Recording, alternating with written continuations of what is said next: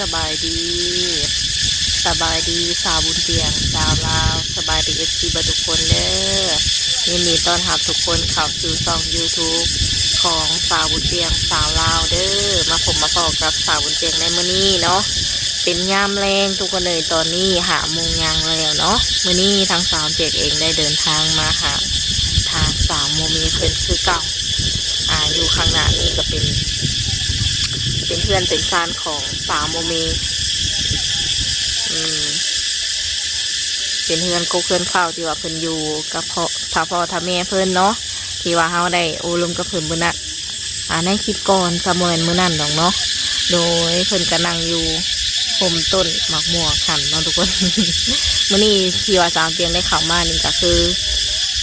ประสงค์หลักๆก็คืออยากเข้ามาอัปเดตแล้วก็เข้ามาสร้างหน้า FC หรือว่าหนุ่มฝั่งไทยคือมีหนุ่มไทยเนาะเพิ่นให้ทางสาวบุญเตียงเป็นชื่อหรือว่าสะพานให้ในการโอลมหรือว่าถามสาวโมมีให้เนาะก็มีหนุ่มไทยใจเกินร้อยเนาะทุกคนเนาะเพิ่นก็ถามมาประมาณแบบว่าอยากมาขอมาแต่งเลยนี่ได้โบอยากมาแต่งเอาเลยนี่ทางสาวโมมีพร้อมโบเนาะเพราะว่าเฮามาถ่ายทำล่าสุดก็คือเป็นคลิปเปิดใจใหม่ของสาวโมมีเพิ่นเนาะทุกคนดูเพิ่งมาคำตอบที่เป็นแนวใดก็มีแต่ว่าเขาไปโอลมแล้วก็ฟังนำกันเนาะถ้าหากว่าเราผิดพลาดประการใดก็ขอโทษขออภัยไว้ก่อนเด้อทุกคนสำหรับช่องทางติดต่อสามารถติดต่อหาสาวบุญเตียงได้คือเก่าทางเฟซและก็ไลน์หนักม่วงทุกคนเลยม่วงกระโดกปุ๊บ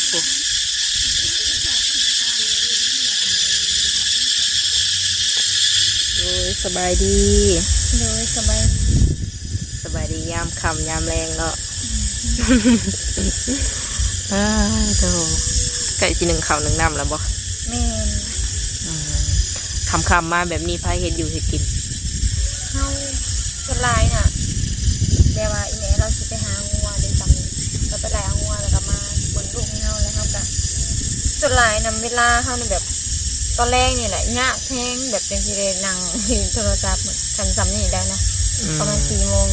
ต้องเปลี่ยนกันกับแม่เฮาไปเอางัวมาจนได้1 เท่าแล้วก็ส่วนหลายน่ะสิไปตลาดตั้งแต่2 โมง 3 โมงแหละคันซ่าชุดบ่ได้จะไป5 โมงแบบว่าคันแม่รับไปเอางัวมาซาแม่ไปเอางัวแล้วจะเอาลูกโดยเพิ่นมาเอาลูกให้แทนเฮาแล้วก็จึงได้ให้กินแม่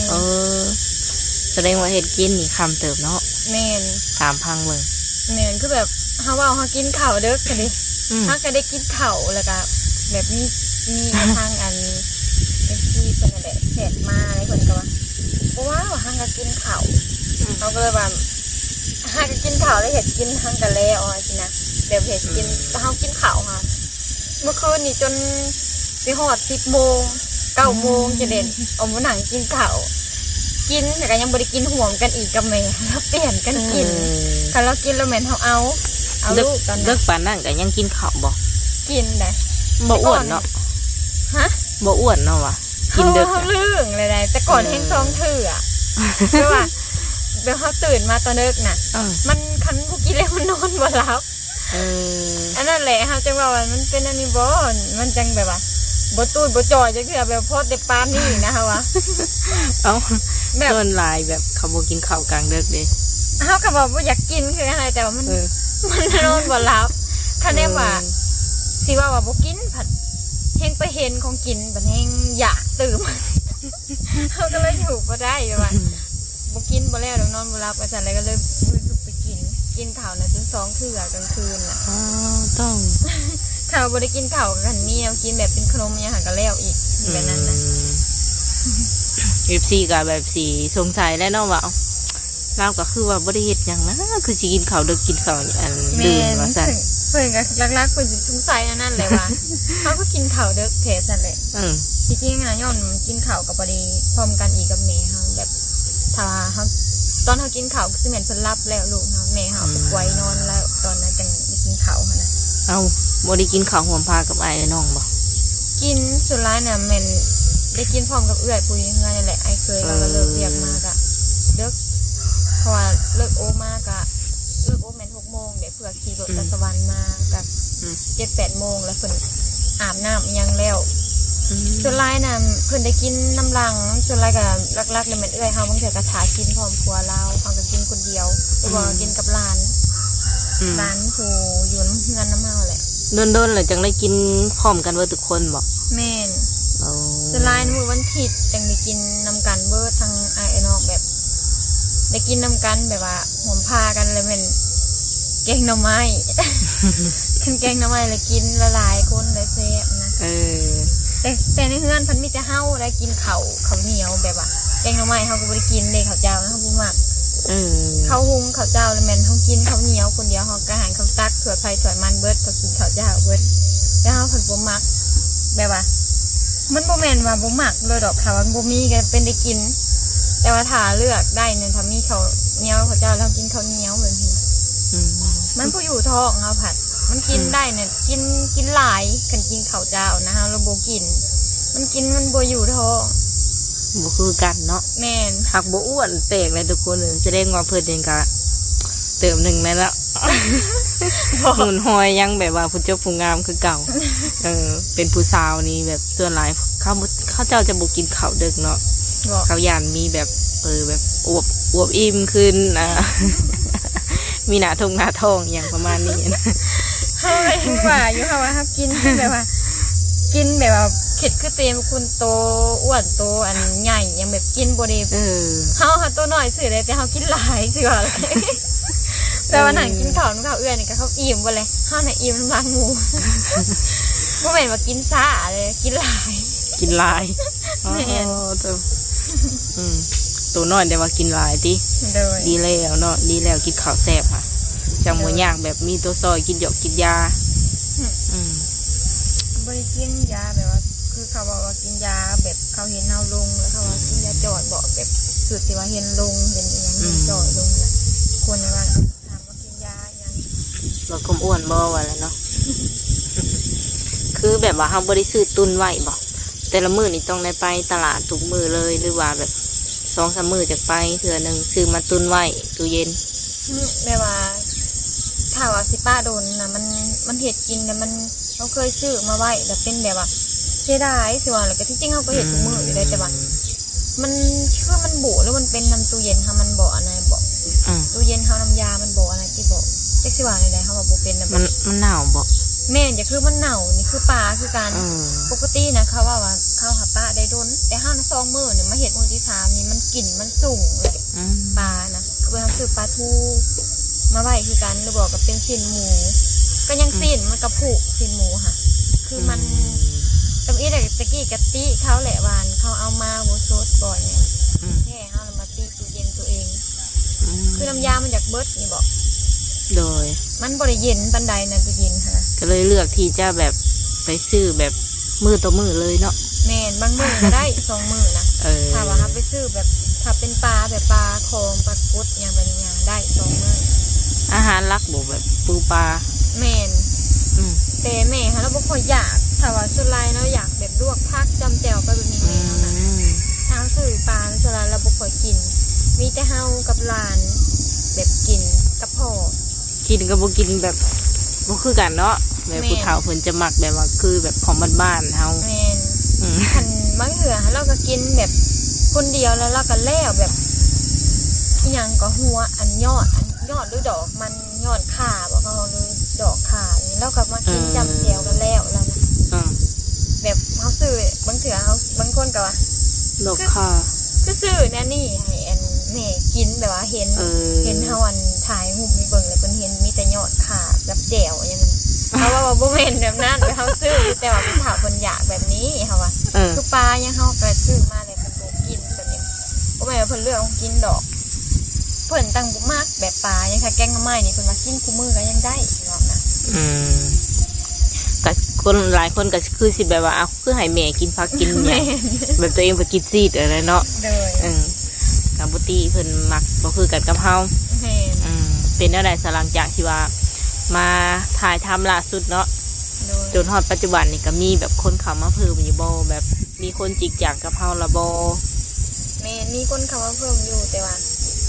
สิว่าจริงจังบ่หายังบ่อันนี้หมู่ว่าเพิ่นมาแบบเพิ่นสิมาจริงจังนำเฮาบ่ก็ทำว่าเพิ่นเสร็จกับเกษตรกลนั่นแหละเพิ่นมาแล้วก็บ่ได้หายดอกแบบเพิ่นก็เสร็จดุอยู่แต่บ่ฮู้ว่าเพิ่นประสงค์เพิ่นสิมาจริงจังนำเฮาบ่เท่านั้นน่ะ FC เพิ่นคือว่าเจ้าตอบหน่อยว่ะ แม่น บางเทื่อก็ตอบ เฮาอยู่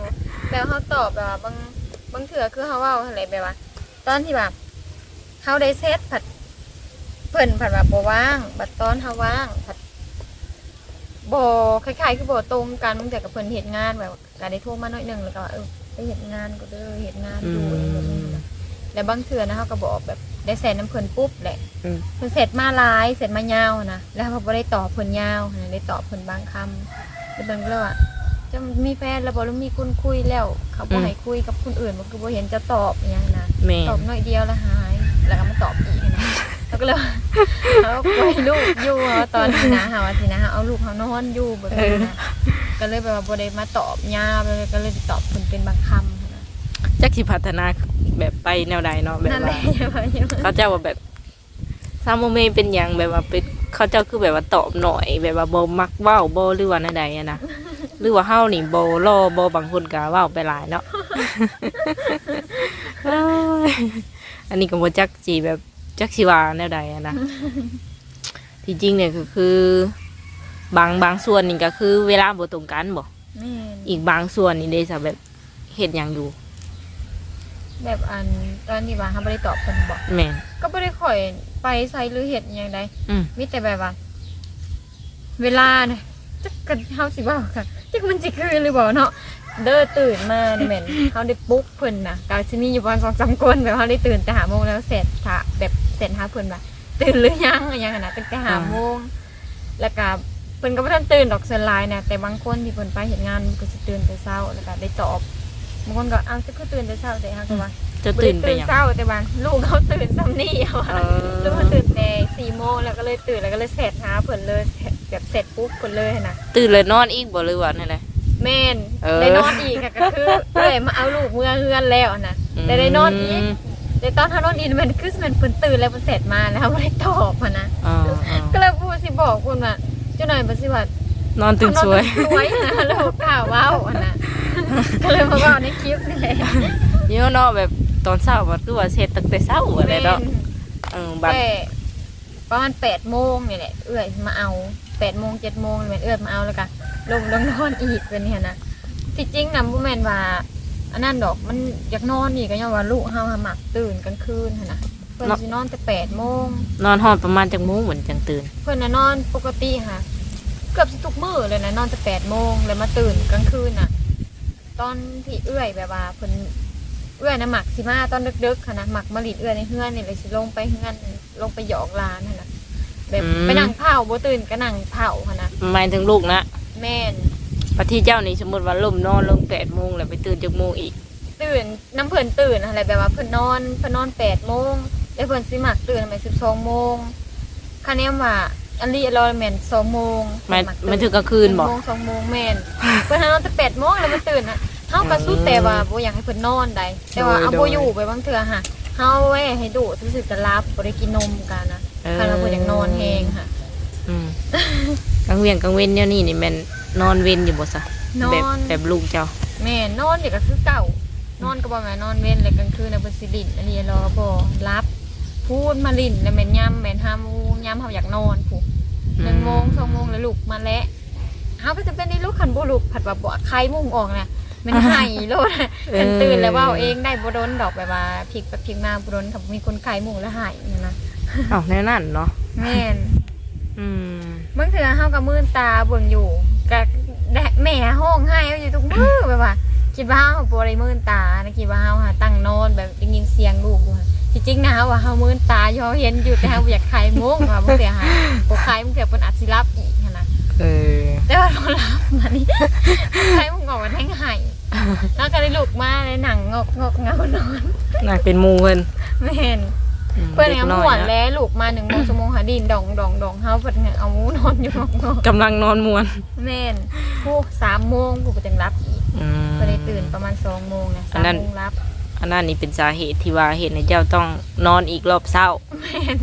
นอนรอบเช้า8 โมง8 โมงเช้านี่บ่ แม่นแล้วก็เฮาก็มาตื่นอีก10 โมง อืม เฮาได้นอนประมาณ2 โมงนี่แหละเฮาเอื้อยทำเอาประมาณ7 โมงค่ะก็บ่ได้นอนดอก7 โมงเลยพอดีเอื้อยเอาลูกเมื่อก็ประมาณ8 โมงแล้วรับอีกมาตื่นอีกก็แม่น10 โมงลูกมาอาบน้ำเนี่ยแล้วก็จังไปเอาลูกอยู่เฮือนเอื้อยอีก เป็นแบบนี้มาตลอดบ่ แม่น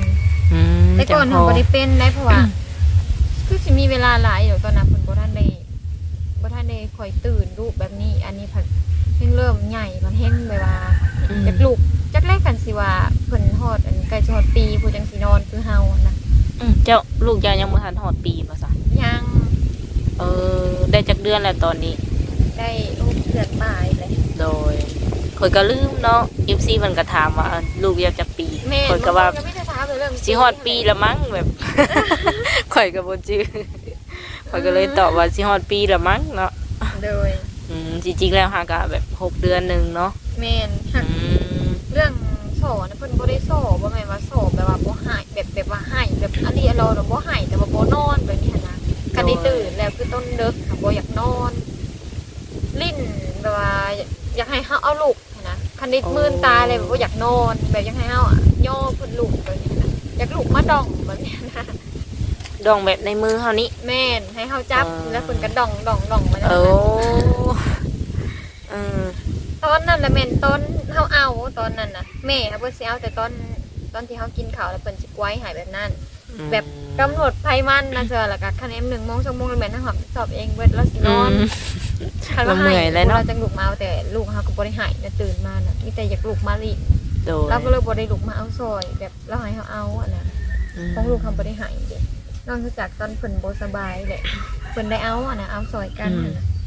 จังพ่อจังแบบบ่ค่อยได้แบบตอบหนุ่มๆแบบทั่วถึงปานใดเนาะ เลย เวลาบ่ค่อยหลายกัน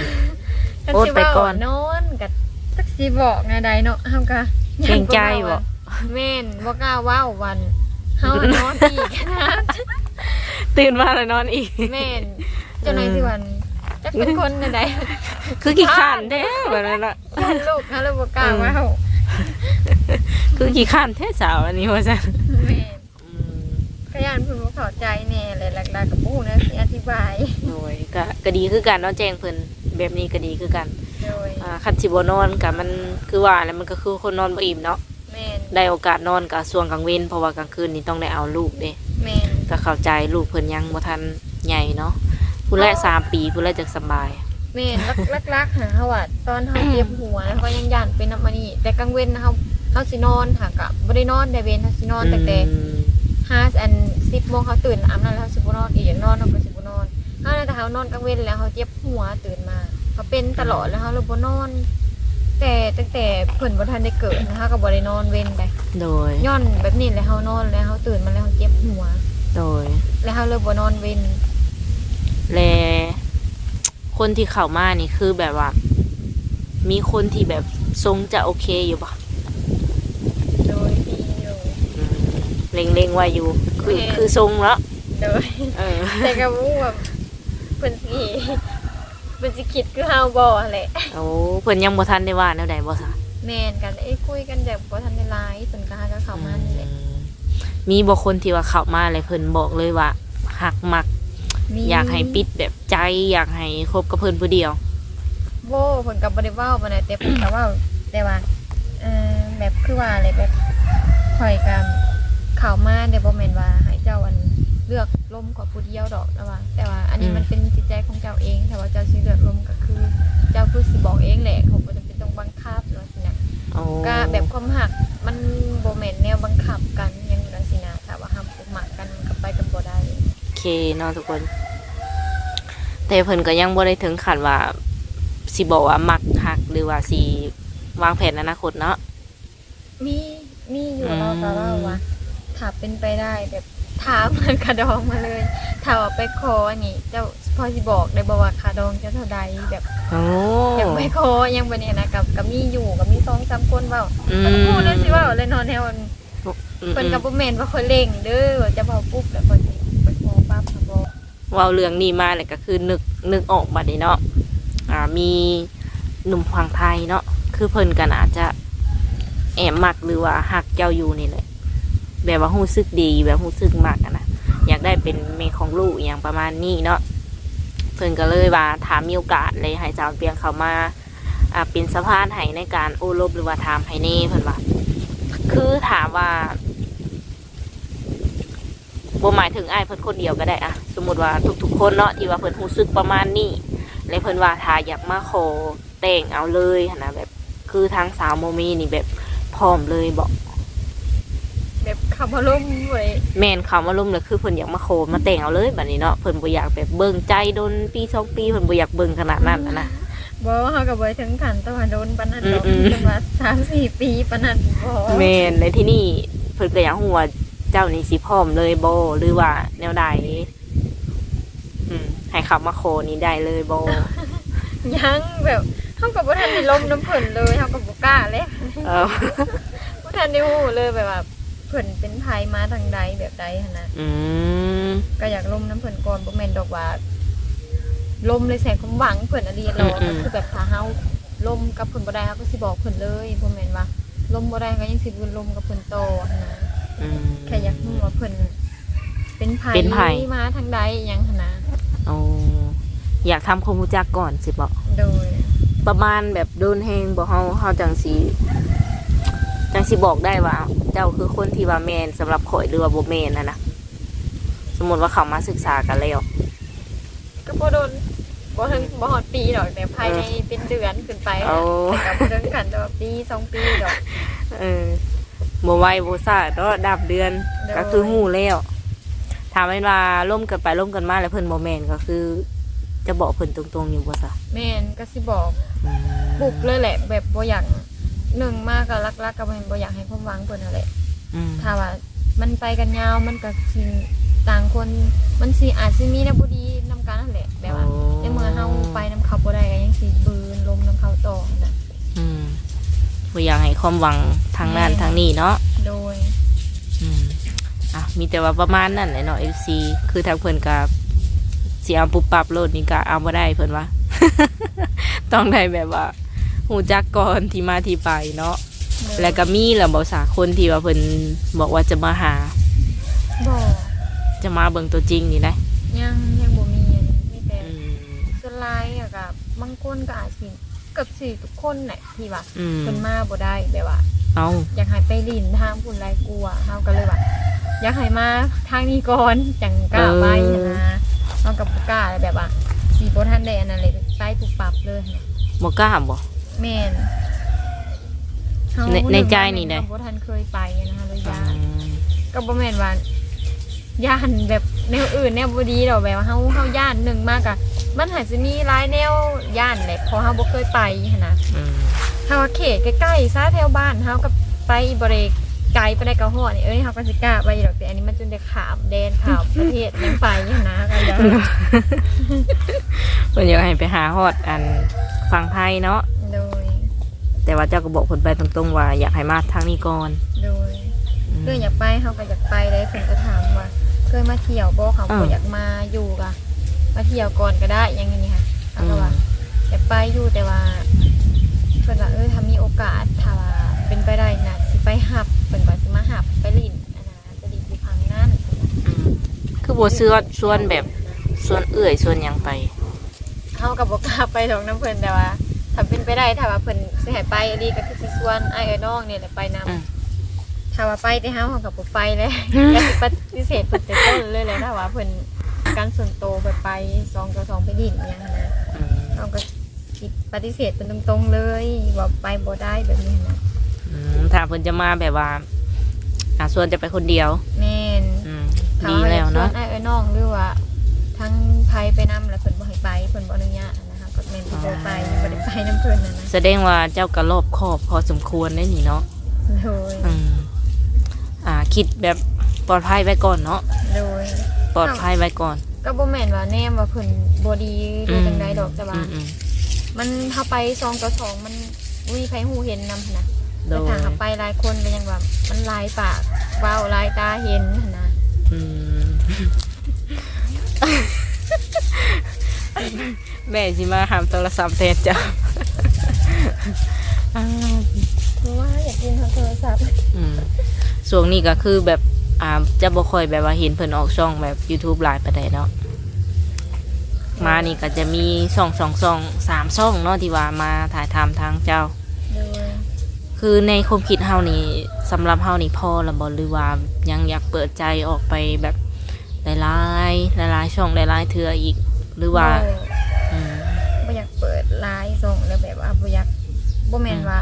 มีผู้บอกหรือว่ามีผู้บังคับอหย่างดอกแต่ว่าเฮาเองนี่แหละบ่อยากเปิดไลน์ส่งแบบบ่อยากลงแล้วไลน์ส่งแบบบ่อยากให้เพิ่นแบบไปส่งได้เถินไปส่งได้ก็เห็นเป็นหาเฮานะบ่อยากเป็นแบบนั้น คือเฮาออกมาแจ้งในช่องใดช่องหนึ่งนี่ก็ FC เพิ่นก็ฮู้เกือบว่าเบิดทุกคนเนาะ โดย เพราะว่าเพิ่นเป็นสายเปิดใจคือกัน แม่ อืม เพิ่นก็คือสิเห็นนะ โดยในที่นี่ก็เบิ่งไปเนาะ โดย แนวใดแบบว่ามันจะสมหวังบ่หรือว่าแนวใดในใจนี่อยากพ่อคนแบบที่ว่าเพิ่นโอเคเพิ่นเข้ากับเฮาได้อยู่บ่คิดว่าอยากพ่ออยู่บ่ แม่น ในใจยาวไหน แม่น อืม ก็อยากพ่อคือกันแบบว่าอยากพ่อแนวดีๆคือหมู่เนี่ย พ่อแนวดีๆคือหมู่เนี่ย โดย เนาะ แบบเป้าง่ายๆกะบ่อยากให้สาแต่แนวบุรีแต่กับตัวเองหั้นนะ อืม คือจังว่าเกิดแนวบุรีเหมือนว่าเห็นหนาบุรีอีกแล้วอย่างนั้น ม อยากให้แบบเปิดมาปุ๊บเลยคือว่าเป็นผู้นี้ได้เจอแนวดีๆเนี่ยคือหมู่อะนะ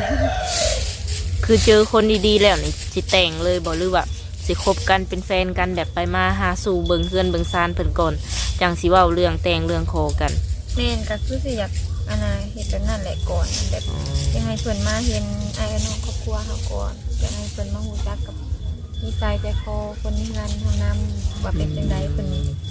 มาอยู่หรือว่าไปพุ่นได้บ่แต่ว่าเพิ่นสิมาอยู่เพิ่นสิโอเคบ่กับไอ้น้องพ่อแม่เฮา โดย เจ้านี่ก็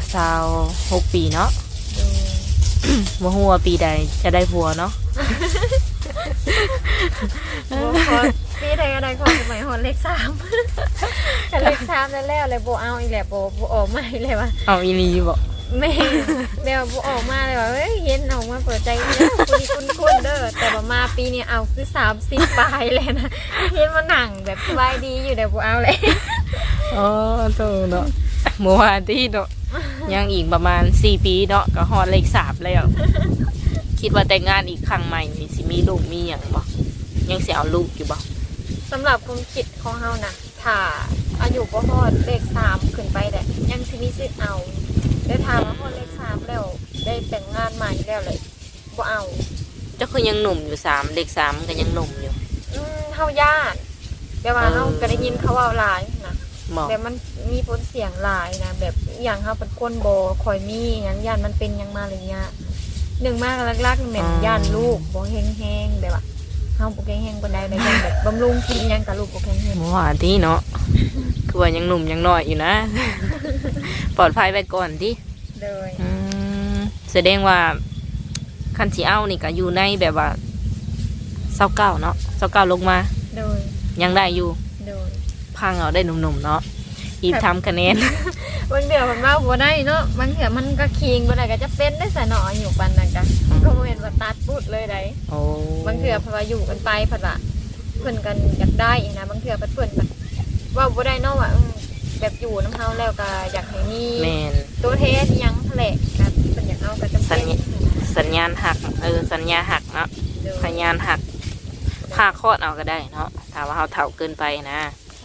ขอยคิดว่าเนาะ ผ่าคลอดนี่เขาก็อาจจะบ่ได้เสี่ยงอย่างดีมั้ง โดย เพราะว่าเขาก็บ่ได้ใส่แห้งหรือว่าอหย่างไร โดย มีแต่ว่าหอนมือก็คือไปผ่าคลอดได้เลยออกมาได้เลยอย่างประมาณนี้นะก็โอเคเนาะทุกคนเนาะสำหรับคลิปนี้ก็อาจจะได้ขอตัวโจไว้ก่อนเพราะว่าโอลมกับเพื่อนนี่ก็โดนพอสมควรเลยแหละมีแต่ว่ามือหนามือในมีอย่างขาดเคลื่อนก็จังว่ากันใหม่เนาะ โดย โดย โอ้ยสบายดี โ